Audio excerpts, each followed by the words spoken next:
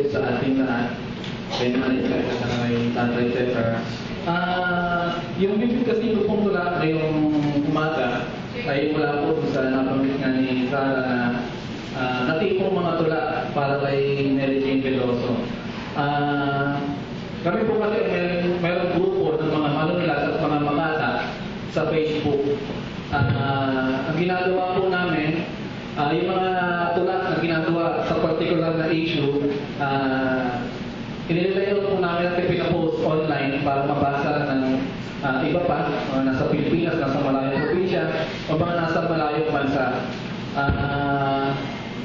Sa buong isang buwang kampanya para pigilan yung napagpitay kay Mary Jane Veloso, literal po na umulan ng mga tula para kay Mary Jane Veloso.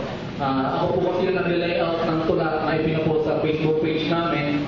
May mga pagkakataon na hindi ko na po na-layout lahat dahil halos sabay-sabay, 5, 10 sa isang oras.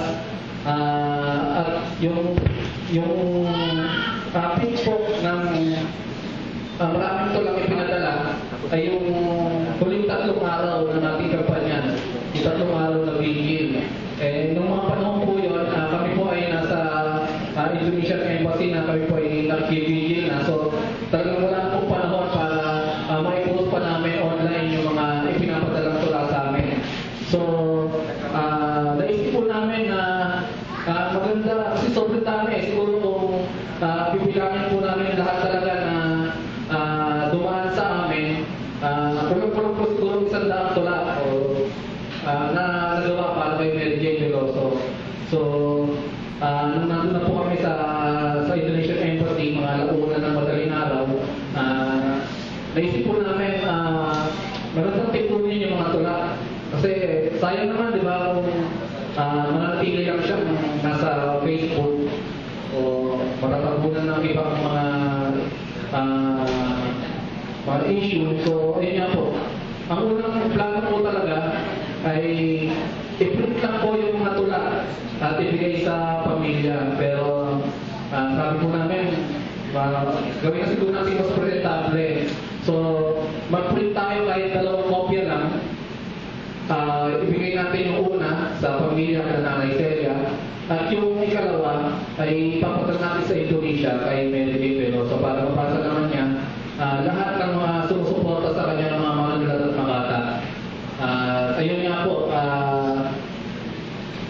nabuo po yung libro, Mary Jane mga tula. May 60 na tula lang po yung may sama dito. Alam po, mas marami pa talaga yung sa tipo o nagawa para kay Mary Jane Veloso. So, ayun po.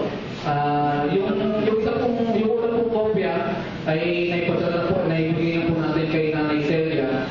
Yung isa naman pong kopya na ipapadala natin sa Indonesia ay pinaproyekto po namin na papirmahan at hingihan ng konting mensahe lahat ng mga nag-contribute ng mga poets at manunulat. So, ngayong umaga po kami po ay nag-print sa mga gusto po ng kopya.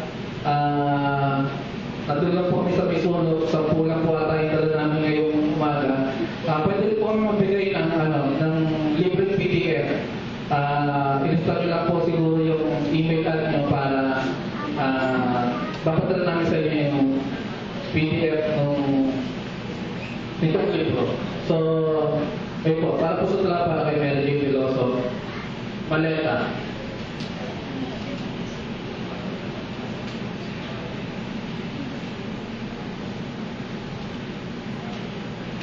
Naalala ko yung araw nung umalis ka. Isang pamilya tayo na tulong-tulong punuin ng pag-asa ang iyong maleta. 3 tao. 3 tao ang kinailangan para buhatin yun sa nag-aantay na inarkila nating jeep. Wala pa doon ang sukat ng paa ng 2 anak. Wala pa doon ang minatamis na mangga. Hindi nakasya. Ganon kabigat. Ganon karami ang naimpake nating pag-asa. Pero huwag kang magalala, Mary Jane. Muli kaming mag-empake, isang buong bansa. Hindi para sunduin ang iyong bangkay. Sa halip, aming ibibigay ang sukat ng paa ng dalawa mong anak para sa sapatos na ikaw mismo ang bibili. Para sa sapatos na ikaw mismo ang pipili. Para sa sapatos na ikaw mismo magsusuot at magsisintas sa paa ng iyong dalawang anak pag-uwi mo sa Pilipinas. Tuloy po ang laban, iuwi po natin si Mary Jane, gawin po natin ang lahat. Maraming salamat.